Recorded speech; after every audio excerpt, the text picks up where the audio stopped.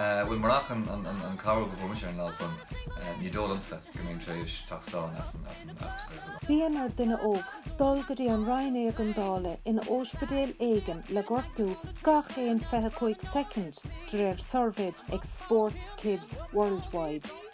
Mar tharlaíonn gorta i ngach sport ar bhonn rialta. Hartar bliana hin mé go clé pelle le for an seinte forkláringe. Beidir déna cóide nó mar si an clé casma chuine caiig nar is rohásta slígur me ar bharcáil agus thug sé sumpta mar seach naig agus hit me sin talamh stoppa an cléthe mar car fáilas beidir cháú trí áis I maig lena leis an cléthe.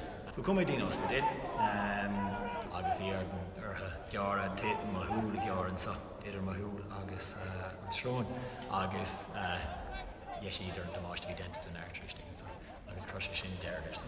Bhí ar an trí transfusions a gháil dé lás na mála caplas an ospidéal ach níor sé go gháine.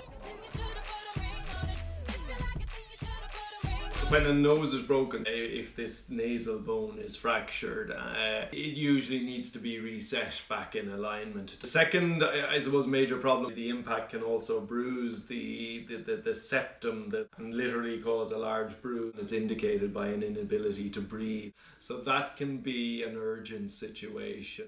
Armiscéil chuig lead houses a Spáin and in the mask na shop as carbon fibre. Seach na hin an bú seach na hin dhíime me cléthe agus cá mé measc díim agus leistigh de trí nómad bhí me tréis marróna bhrí sé ríist.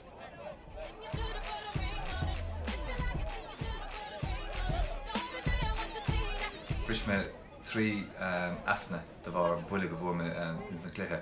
Chuig ceanns na hasnacha sin tríd an scábhóg agus de hitan scábhóg as a chéile mar dar siad.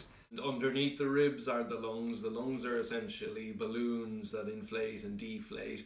A broken rib can potentially puncture the lung and cause it to collapse down or shrink down. That's a sort of ambulance situation. Marach go raibh méideach ann ar an eileachs gur thóg sé seo faoi nara. Bhí mis sásta isce óil, bhí mis sásta dochaigh an dochtúr. Is maith mar ná rinne sin mar thóg sé siúla sin faoi nara. Nó tháinig an nóchear níor chuir do gardan chuir an béir an helicopter lábhar. So bhailing héin dom cum nuach a scéalach a áirithe an feras ceart medic a bheith ngach club. Budí benúsacha, síntán, bréas a go do manéal agus mullam héin go mbeadh canisters beaga de gas mar mullam na medic go léir gur oxygen go chóg gur thuirta duine sin lábhar.